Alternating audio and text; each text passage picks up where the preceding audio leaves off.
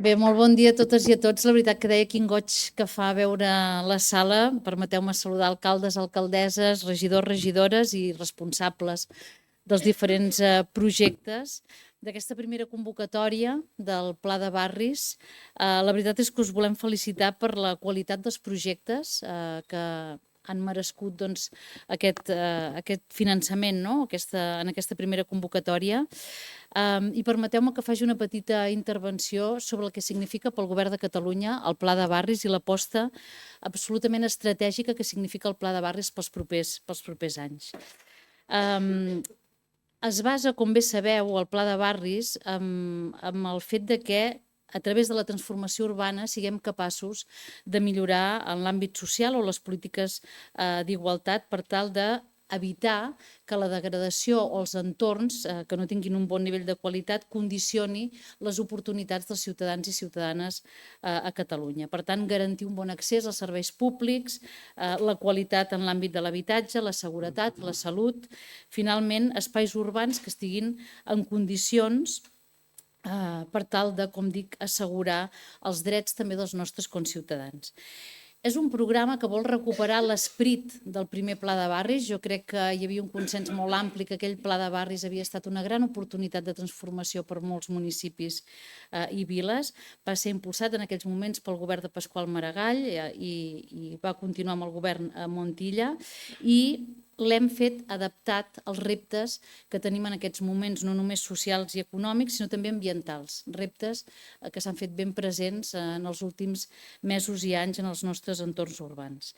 Estem convençuts que el desenvolupament de Catalunya no podrà ser equilibrat o pel conjunt de la ciutadania si hi ha barris que van acumulant dèficits urbanístics, problemes d'habitatge, mancances a l'espai públic, desigualtats educatives o fragilitat econòmica en l'àmbit de les oportunitats. Per tant, són factors que es resolen amb actuacions integrals com la que representa els plans de barris i, a més de manera sostinguda, no com una actuació puntual, sinó de manera sostinguda.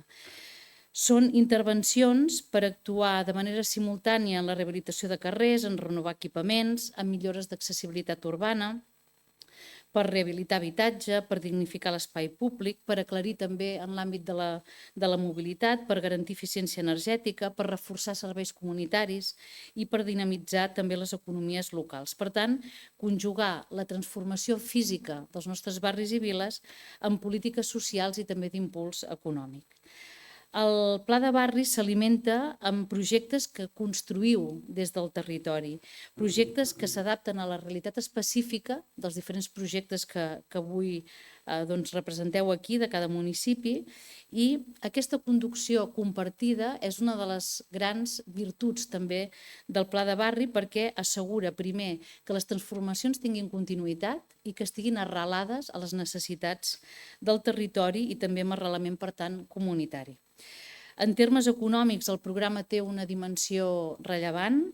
La primera convocatòria mobilitza una inversió directa inicial de 412 milions d'euros, amb un impacte previst que pot arribar fins als 1.600 milions d'euros gràcies al cofinançament vostre dels municipis. En conjunt, des del departament estimem que l'efecte territorial global podria arribar fins als 1.900 milions d'euros amb aquesta primera convocatòria. Com sabeu molt bé, aquesta primera fase actuarà en 20 municipis repartits a totes les vegueries i beneficiarà directament a més de 273.000 persones, ciutadans i ciutadanes. I també sabeu que entre els projectes inclosos hi ha dimensions de ciutat més grans, però també n'hi ha de mitjanes, que era una de les voluntats també que tenia aquest pla de barris. Aquesta capacitat d'inversió, per tant, tindrà un impacte directe, com deia, en l'entorn urbà, però genera també efectes multiplicadors en les economies locals. Obres de rehabilitació, creació d'equipaments, projectes de regeneració impulsen també activitat econòmica, creen ocupació i poden també contribuir a reforçar els teixits comercials i socials dels barris. Tanmateix, aquest no és un dels principals objectius que persegueix. Insisteixo que el principal objectiu del Pla de Barris és reduir les desigualtats i augmentar les oportunitats, però aquest és un efecte col·lateral que també m'agradaria assenyalar. Finalment, incorpora la dimensió ambiental. Aquesta és la gran diferència del Pla de Barris actual amb el Pla de Barris del govern de Pasqual Maragall. Vincula la regeneració urbana amb la transició ecològica, també amb l'eficiència energètica, també amb solucions basades en la natura per reduir l'impacte climàtic i, per tant, cohesió social i sostenibilitat ambiental són objectius complementaris amb aquest Pla de Barris. Per tant, us volia traslladar que en conjunt el Pla de Barris i Viles es configura com una política totalment prioritària i una política de país per redefinir d'alguna manera l'equilibri territorial, el desenvolupament territorial de Catalunya i estendre el progrés i la prosperitat al conjunt de ciutadans i ciutadanes. Hi ha algunes evidències, i amb això acabaré, fa dècades que els estudis d'urbanisme, els estudis de sociologia urbana i geografia han demostrat que la qualitat del disseny dels espais públics i dels espais físics dels barris té un impacte molt directe també amb el comportament social i cívic de la ciutadania. Això inclou primer la qualitat de l'espai públic, com deia, carrers transitables, places actives, zones verdes ben dissenyades, ben mantingudes. Segon, la barreja d'usos, habitatge, comerç, serveis, equipaments, espais comunitaris que generen activitat i vitalitat al llarg del dia. Tercer, l'accés a equipaments i serveis públics bàsics que eviten que els barris es converteixin a vegades en espais dormitori i redueixen, per tant, la fractura social. I quart, la connectivitat física i social, que inclou el transport públic, la mobilitat a peu, en bicicleta, la connexió també amb altres parts de la ciutat amb alguns d'aquests projectes. I al mateix temps hi ha un efecte que és transversal a tot això que he dit, que és la qualitat d'habitatge, la qualitat de vida i, per tant, actuar sobre la dignitat i la salut de les persones. Per tant, es tracta tant de construir ciutats i viles com de construir també la nostra societat reduint aquesta escletxa, que és jo crec que aquí sí que ho compartirem, una de les funcions absolutament fonamentals i profundes de la política pública o del disseny de les polítiques públiques. La recerca també ens ha demostrat que la qualitat dels barris també condiciona directament la seguretat, i aquest és un aspecte que volia assenyalar també.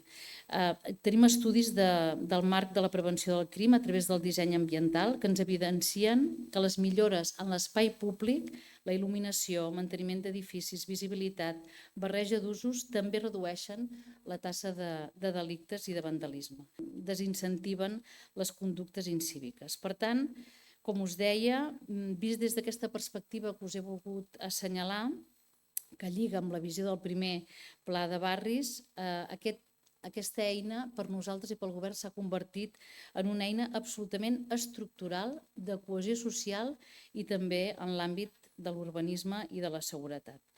Per tant, moltíssimes gràcies als que esteu aquí. En fi, la qualitat dels projectes ha estat elevada, cosa que també ens fa pensar amb el comissionat que alguns de vosaltres portàveu mesos i anys preparant aquests plans de barris i esperant aquesta convocatòria.